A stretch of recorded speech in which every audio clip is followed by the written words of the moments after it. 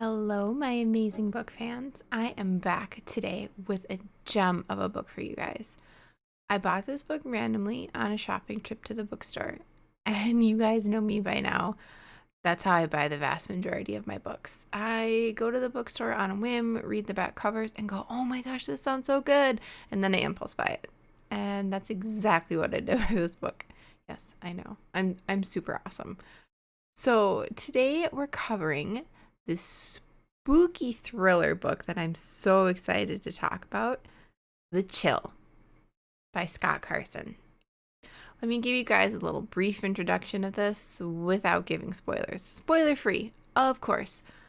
This book has quite a few main characters actually, and does a really good job of jumping back and forth between them, making sure that the author gives you the perspective of all of the characters and gives you a good, understanding of what's going on from their point of view. It focuses on this water reservoir in upstate New York called the Chilwaukee. And this water reservoir was built by destroying a town in the 1800s called Galesburg. And it was built with the intent, to connect it to the New York City water supply, which was in need of expanding its water supply. But of course, it wouldn't be drama free. The people of Galesburg did not go quietly. So, in present day now, this reservoir has not been maintained and never was connected to the main water supply of New York City. And it's failing now super quickly. So, throughout the book, we follow the main characters as they're trying to race to basically save this reservoir, and they don't realize that supernatural forces are in play that are working hard against them.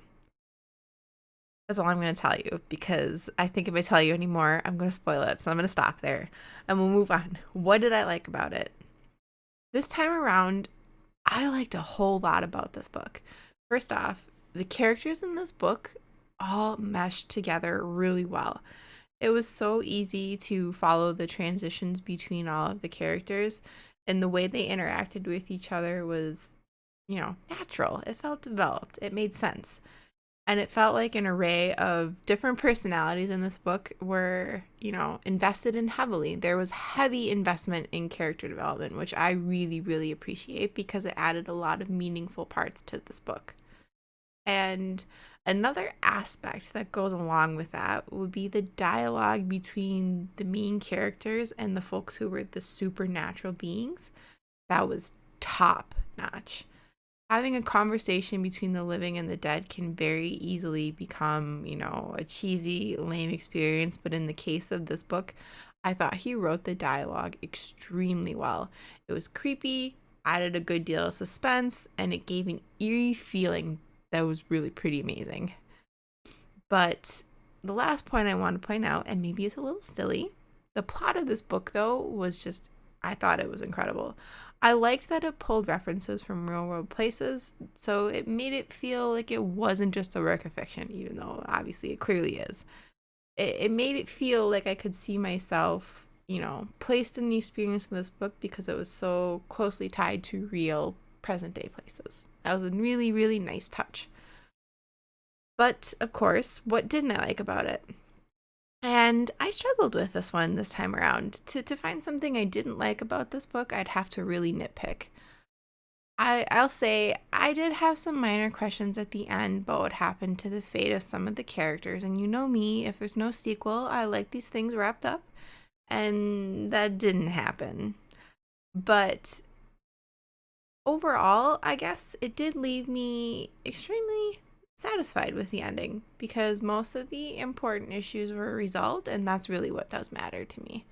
So, outside of that, I thought this book was incredible, and I have no complaints. That's a first for us. So, on to that, let's talk about the rating. Scale, for all of you who remember, The Chill I'm giving 4 hearts. I was completely absorbed in this book from beginning to end.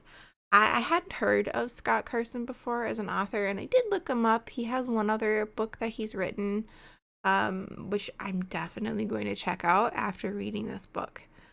I highly, highly recommend you guys read this one. It's suspenseful, keeps you on the edge of your seat, but it's not cheesy, and it's actually a pretty quick read. I think I read it all in like 2 days, which, that's not too bad. As always, though, if you guys have read this book, let me know what you think about it, because this is actually one I've added to my personal collection, which is something I rarely do. I read a book and then I'll donate it. But this one I enjoyed so much, I think it has high reread value for me. So I want to hear what you guys think. Tell me, what do you think happened to Mick Fleming? If you've read this book, you know what I'm talking about. What do you think happened to the tunnels? I have theories. I'd love to talk about it with you guys. So leave me a comment and let's chat about it. But as always, that's it for me on this one, and I thank you for sticking through and listening to this book review. I'll see all of you, my favorite avid readers, soon. Bye!